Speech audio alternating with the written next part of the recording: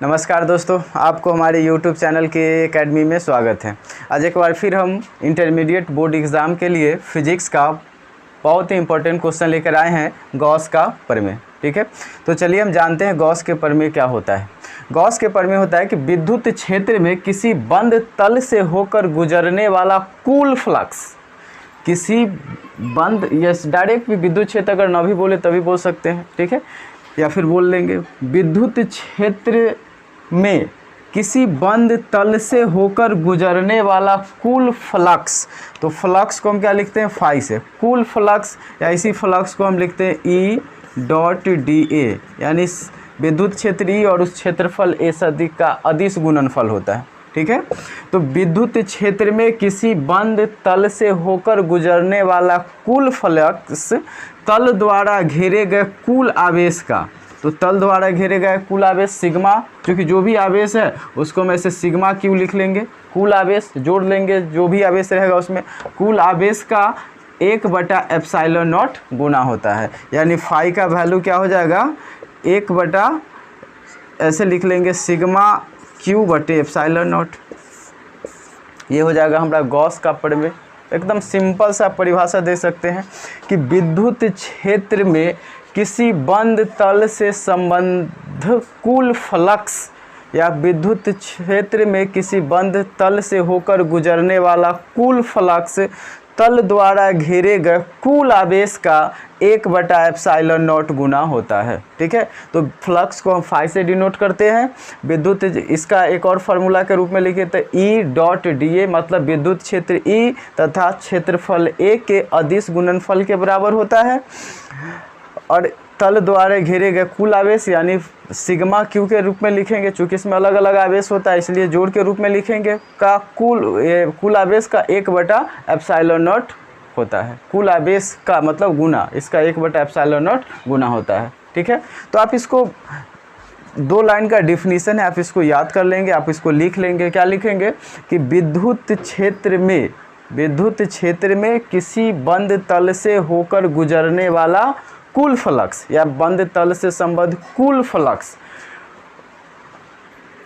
तल में उपस्थित कुल आवेश का 1/एप्सिलॉन नॉट गुना होता है। जैसे एक छोटा सा एग्जांपल हम दे सकते हैं, मान लीजिए कि इस प्रकार है, इसमें आवेश है +3q -q +4q, इस प्रकार।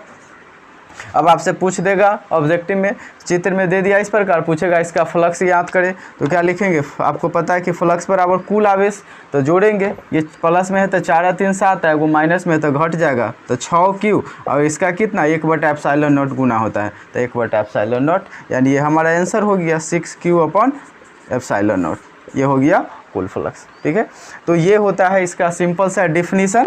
विद्युत फ्लक्स के लिए ही डिफिनीसन आता है जो गॉस के प्रमेय में आता है।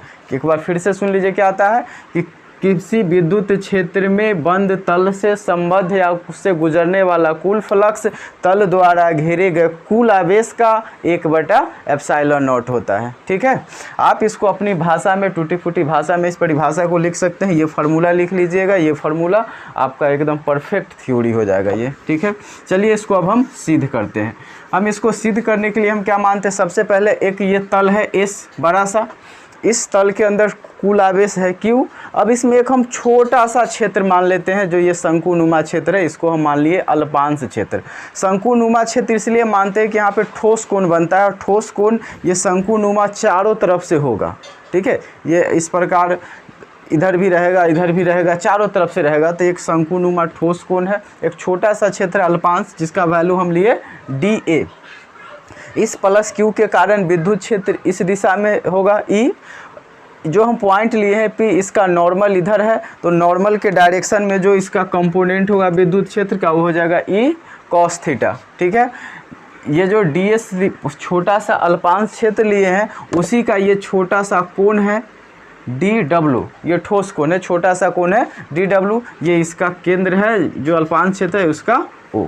ठीक है, तो हम थोड़ा सा भाषा एक 2 लाइन लिख लेंगे। हम लिख लेंगे, माना कि Q आवेश एक बंद तल S के भीतर स्थित है, यानी Q आवेश है एक बंद तल S के भीतर स्थित है। ठीक है, इस तल पर एक अल्पांश क्षेत्र ds की कल्पना की या मान लिया, ठीक है, अल्पांश क्षेत्र की कल्पना की। अतः इस ds से संबंधित कुल फ्लक्स, इस ds से संबंधित कुल फ्लक्स, तो ds से संबंधित कुल फ्लक्स की बात करेंगे तो हम d फाई लिखेंगे।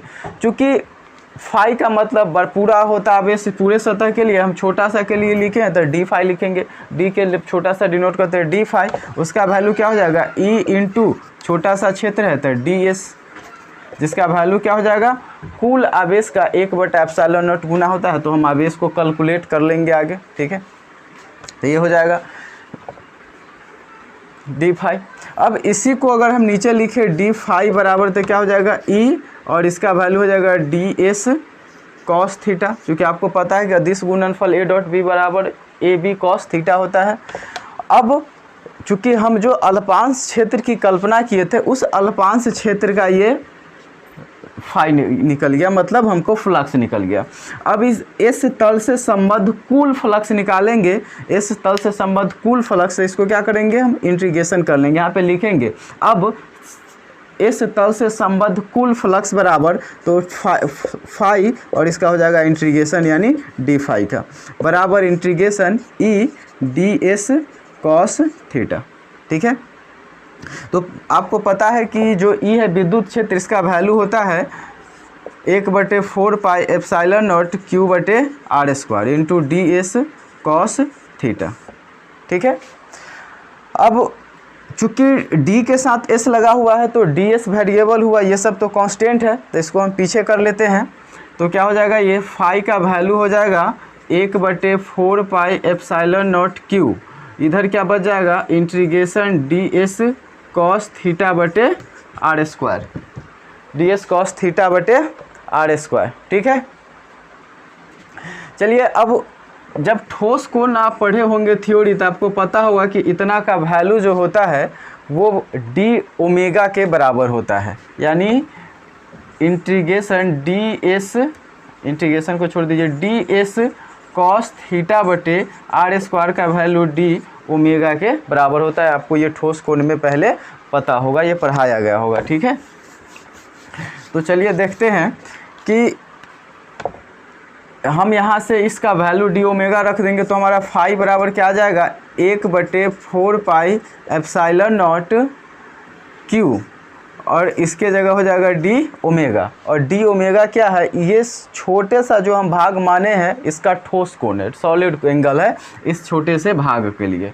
अब टोटल इंटीग्रेशन का मतलब क्या हुआ, जोड़, इस पूरे सतह के लिए सॉलिड एंगल, तो पूरे सतह के लिए सॉलिड एंगल निकालेंगे तो इधर भी सॉलिड एंगल इस प्रकार होगा, इधर भी होगा सॉलिड एंगल, इधर भी होगा सॉलिड एंगल, यानी सभी दिशा में सॉलिड एंगल होगा, और उसका जो कुल वैल्यू होता है वो 4 पाई के बराबर होता है।